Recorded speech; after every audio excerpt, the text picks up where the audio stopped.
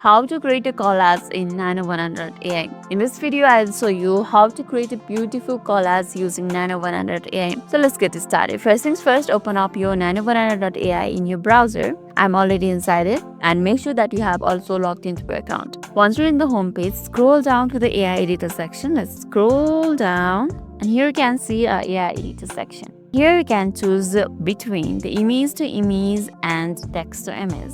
As we are going to make a collage, image to image is the suitable one for the aim of our video. So let's keep it as it is and scroll down again, and there you can see an option called reference image. Simply tap on this add image right over here. Now select the first photo you want to include in your collage like this, and next add the more photos that you want to add to your collage. Maybe there's 4 or 5 right now.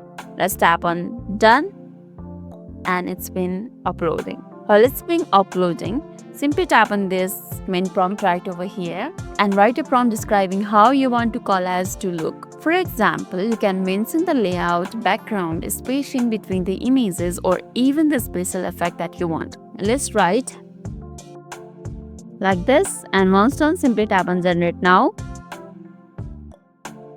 So NanoBananaa.AI is processing your request and will create the image soon. So it's showing that unexpected error happened.